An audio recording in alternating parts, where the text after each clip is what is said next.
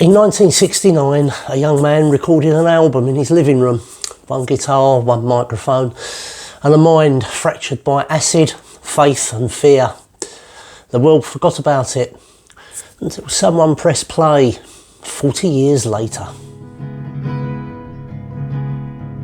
Life used to be good. Now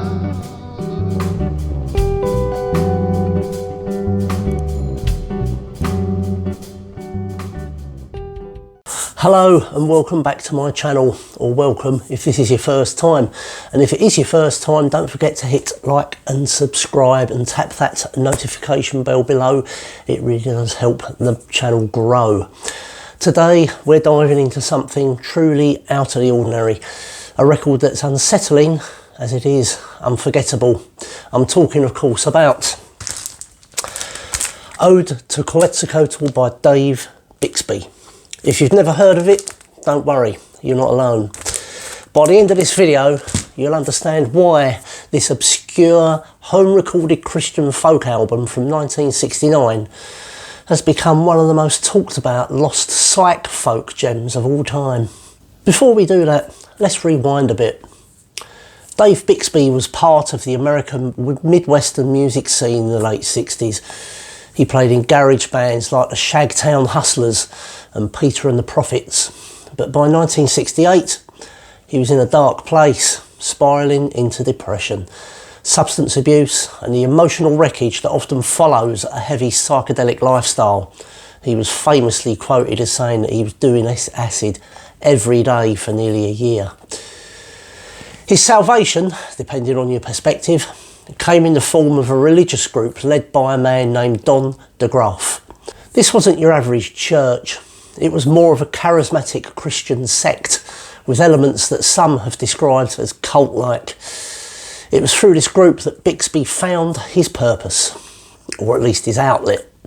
The result? An album that plays more like a confessional than a collection of songs. Ode to Quetzalcoatl was recorded on a shoestring budget, self-released and distributed to members of the religious community. For decades it all but disappeared until it was rediscovered and reissued and finally gained a recognition as a kind of spiritual outsider masterpiece. The album itself is stark. Just an acoustic guitar, a voice, an occasional flute and the kind of tape hiss that places you right there in the room with him. It's lo-fi in the truest sense. Not as an aesthetic choice, but because that's all he had, a reel-to-reel tape recorder. There are no drums, no bass, no harmonies to cushion the blow. Every breath and scrape of a string is captured in its raw state. The mood is oppressive, occasionally luminous, but never easy listening. It's deeply intimate, sometimes uncomfortably so. Sonically, you could loosely compare it to early Leonard Cohen or maybe Nick Drake's Pink Moon, but this goes further into the abyss. There's something slightly off about the tuning and phrasing, adding to the sense that you're listening to a man genuinely grappling with demons and not performing for an audience.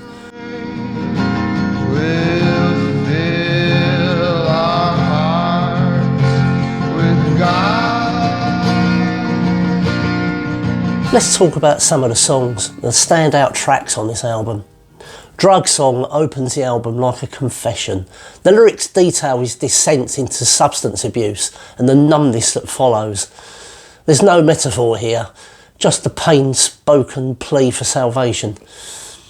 666 is perhaps the album's most intense moment. Bixby sings about the Antichrist, end times and spiritual warfare with a trembling conviction. It borders on paranoia, but that's exactly what makes this so powerful.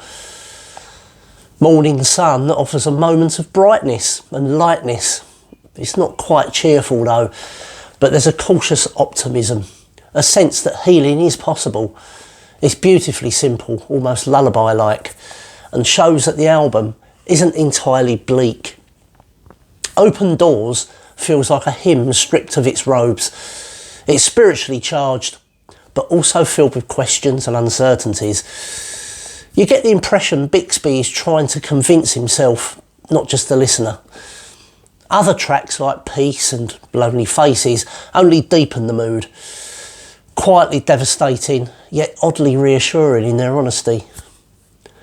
The themes running through this album are intense. Redemption, guilt, rebirth, fear, surrender and salvation. It's a spiritual journey laid bare, with no studio polish to soften the blows. There's also a strange tension on this album. The album is meant to offer hope through faith, but it often feels more like a psychological breakdown than a victory march. And yet, that's what makes it resonate. It's real. He doesn't claim to have all the answers on this album, only that he's searching. And that raw honesty, that vulnerability, is what elevates this record above so many of its peers. For decades, Ode to Quetzalcoatl was virtually unknown. Just a rumour among psych folk collectors. But with the rise of the internet, crate diggers and record collectors began to whisper about it in forums and blogs. Eventually, it was reissued, most notably by Gerson Records in Spain, and found a whole new audience among fans of outsider music. Today, it's rightly considered one of the most haunting and spiritually raw albums ever made. Not just a Christian record, not just a folk record, something harder to define. So, what makes Ode to Quetzalcoatl so great as an album? It's a flawed masterpiece, rough around the edges, emotionally raw and utterly unique. It's not for everyone, and it doesn't try to be. But for those who connect with it, it hits hard. Dave Bixby doesn't just set out to make a cult classic, he set out to save his soul on this album, and in doing so, he created one of the most compelling albums you've probably never heard. Thanks for watching. Let me know in the comments below what you think of this album, or if this is your first time hearing about it. Let me know your first impressions after you've given it a listen. Check it out, it's on Spotify. As always, like, subscribe, and tap that notification bell if you enjoyed this deep dive. And I'll see you in the next one. Cheers. Bye bye.